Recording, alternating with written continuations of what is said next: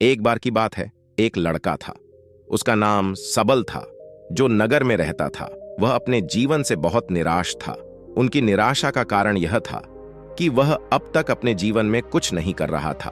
उसके माता पिता उसे ताने मारते थे कि आपके सभी मित्र कुछ न कुछ कर रहे हैं, लेकिन आप अभी भी घर बैठे हैं। दोस्तों के बीच भी अक्सर उनका मजाक उड़ाया जाता था। वह कहीं जाता तो लोग उससे पूछते कि आप क्या कर रहे हैं। उसे यह बताने में भी शर्म आ रही थी। वह कुछ नहीं कर रहा था। धीरे धीरे उसने रिश्तेदारों से मिलना जुलना कम कर दिया और लोगों से मिलना भी बंद कर दिया। वह ज्यादातर समय घर पर ही रहता है। वह अकेला रोता है और भगवान को कोसता है और अपनी किस्मत को दोष देता है। अब उसे अपना जीवन बोझ लगने लगा था। कभी कभी वह सोचता कि कब वह कुछ करने के योग्य बनेगा, और फिर वह सोचता कि जिंदा रहने से अच्छा मर जाना है। एक दिन वह अपने नगर की एक गली से गुजर रहा था। तभी उसने देखा कि एक उपदेशक दुहकाक और परेशानियों पर उपदेश दे रहा है। वह भी उसी भीड़ में सबसे पीछे बैठ गया और गुरु के प्रवचन सुनने लगा।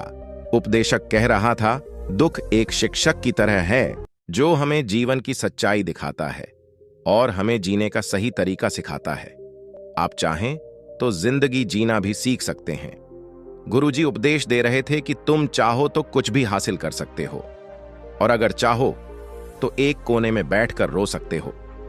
इन सभी बातों को सबल ध्यान से सुन रहा था, लेकिन शिक्षक की यह बातें पसंद नहीं आई। उसने खड़े होकर कहा कि कुछ भी सिखाने से दुख दूर नहीं होता। इसमें केवल दर्द होता है। दुख की पीड़ा अनंत है। ऐसा लगता है कि इसके बाद कुछ होने वाला नहीं है।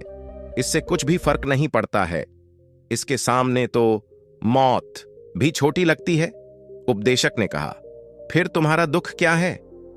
सबल ने उसके सामने अपनी सारी व्यथा सुनाई और पूछा, मेरे दुख का कोई उपाय है तुम्हारे पास?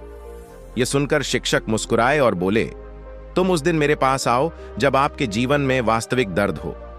मैं आपकी समस्या का समाधान अवश्य करूंगा। यह कहकर गुरु वहां से चला गया। सबल ने सोचा, कहीं मेरा दुख नकली तो नहीं है? क्या मैं जिस दर्द से गुजर रहा हूं वह नकली है? मेरा दुख कोई नहीं समझ सकता। जब मां बाप नहीं समझते तो गुरु क्या समझेगा?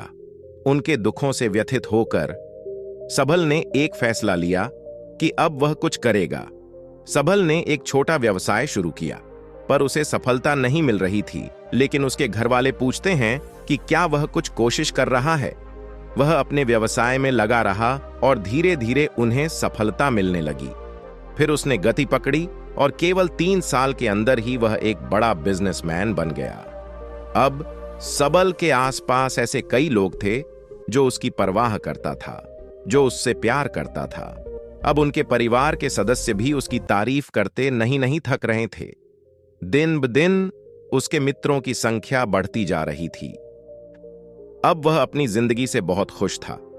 उनके कुछ दोस्तों ने उन्हें सलाह दी कि जब आप एक बड़ा बिजनेसमैन बनकर बहुत खुश हैं, तो सोचिए आपको कितनी खुशी होगी अगर आप इस शहर और इस राज्य के सबसे बड़े बिजनेसमैन बन जाते हैं।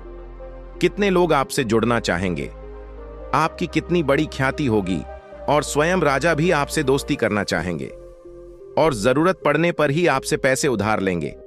दोस्तों की यह बात सबल के मन में घर कर गई। अब वह और पैसे कमाने की कोशिश करने लगा, लेकिन उसे यह सब बहुत ही जल्दी चाहिए था।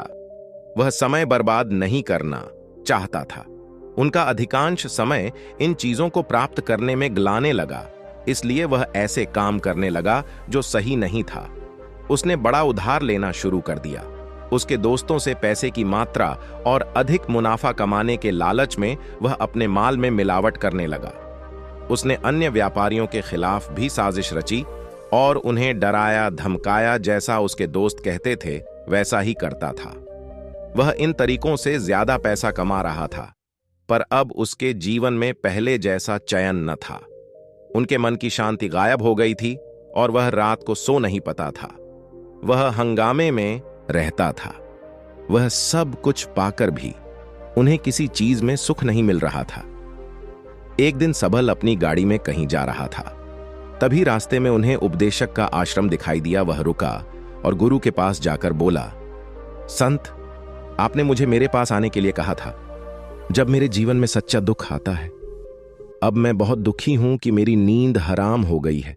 मुझे कहीं भी शांति नहीं मिल रही है। इस प्रकार सबल ने अपनी सारी समस्याएं गुरु को बता दी। गुरु ने कहा, जब तुम पहली बार मुझसे मिलने आए थे तब भी तुम किसी दुख में थे। आपने उस दर्द से क्या सीखा? सबल ने कहा कि सिर्फ सोचने और चिंता करने से कुछ नहीं होता। आपकी दृष्टि को सच करने के लिए यह कार्रवाई करता है। और सिर्फ काम करने से कुछ नहीं होता, परिणाम भी मिलना चाहिए। जब आपको लगता है कि आपका लक्ष्य हासिल नहीं होने वाला, तब राह में चाहे कितनी भी मुश्किलें आ जाएं, मन कितना भी निराश क्यों न हो, कितना भी लगता हो कि अब कुछ नहीं होने वाला है, तभी विश्वास करें, मैं जो भी कर रहा हूं उसमें अवश्य सफल होऊंगा।